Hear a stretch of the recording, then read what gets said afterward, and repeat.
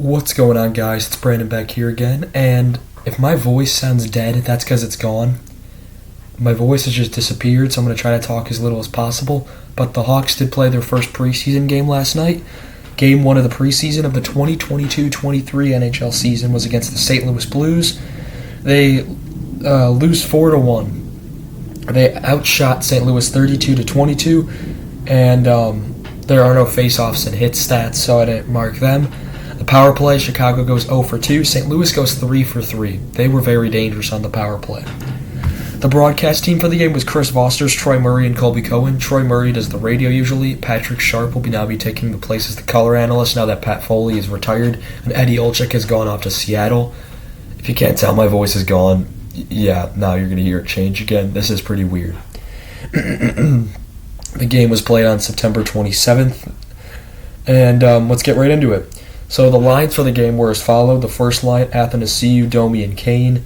Tyler Johnson, Taze, and Radish. Savory, Slavin, and Templey. And then Robinson, Gutman, and Blackwell. The D pairs were Vlasic and Seth Jones. The second D pair was Korchinski and Murphy. The third D pair was Del Mastro and Caleb Jones. The goalies were Mrazek and Stalock, which is probably going to be the tandem for the season.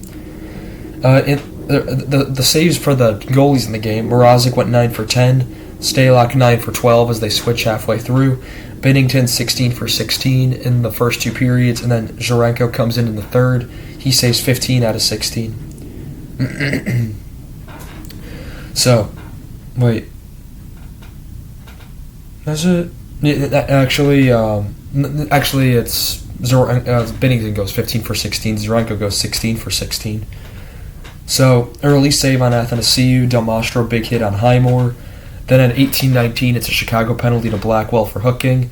And on the first shot at 17:37, it's a St. Louis power play goal. It's a tip from Ryan O'Reilly from Shen and Perinovich to make it 1-0.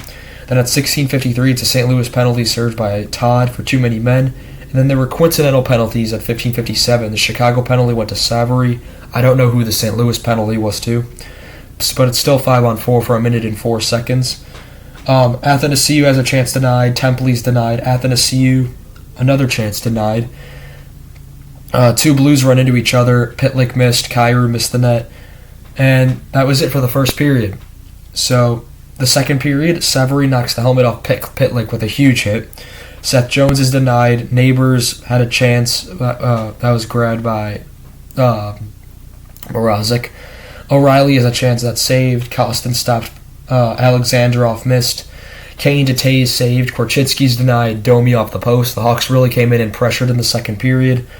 And then on a one-timer with 1:08 to go in the second period, it's Cole Gutman, who the announcers were talking about before the game, from Robinson and Blackwell to make it 1-1.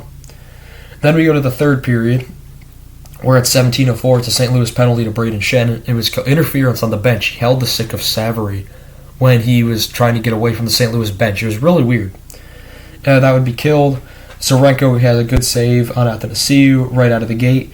Falk annihilates Blackwell with a hit. Domi to Kane didn't connect. Jake Neighbors had a breakaway with no stick. That was odd. Seth Jones had a good defensive play. Kyrou hit Blackwell high. Blackwell went down, and then he got up, and there was an instant scrum. Kyrou gets the penalty at 14-11 for cross-checking, which would be killed. And there were coincidental penalties to Blackwell and Shen, each for roughing. And then McLaughlin missed an open net for St. Louis. Athanasiou to Kane, back to Athanasiou, was robbed. Then at 11:36, it's a Chicago penalty to Slavin for hooking, and then the wheels just fell off. There's a large scramble in front of the Hawk net, and at 11:03, it's a St. Louis power play goal to Justin Falk from O'Reilly to make it 2-1. Then at 8:01, it's a St. Louis snipe goal from Griffin Luce to make from Kyrou and O'Reilly to make it 3-1. So not Kyrou. O'Reilly has a goal and 2 assists already. And then Zarenko robs Kane on a 2-on-1 with Domi. Then at 3:22, it's a Chicago penalty to Kane for tripping. Then at 3:05, it's a St. Louis deflected power play goal from Nikita Alexandrov from Kostin and Kessel. No relation to Phil Kessel. So that's game 1 of the preseason, 4-1. The two guys that stuck out to me in the game were Andreas Athanasiou and Kevin Korchinski, the 7th overall pick in this year's draft.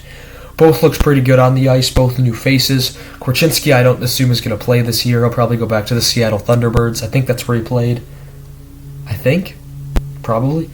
And then Athens CU obviously will play. So, yeah, that was really game one. It's preseason, so I'm not looking too much into it. It's going to be a bad season either way. We got another game tonight. It's not going to be televised, so I'm just going to report on what I hear here. But yeah, that's really all I have for you guys today. I want to thank you guys so much for watching. I'm sorry for my voice being like this. This is literally I'm talking pretty loudly for my vocal cords right now. So yeah, if this video you can't hear me, I'm sorry. But that's going to be all I have for you guys in this one. I'm also homesick from school, if you hadn't guessed. So yeah, thank you guys so much for watching once again. The final time, I swear. Remember to like, comment, and subscribe. BFR 2022-23 is here. Thank you guys so much for watching. Tricked you. And see you next time. Goodbye.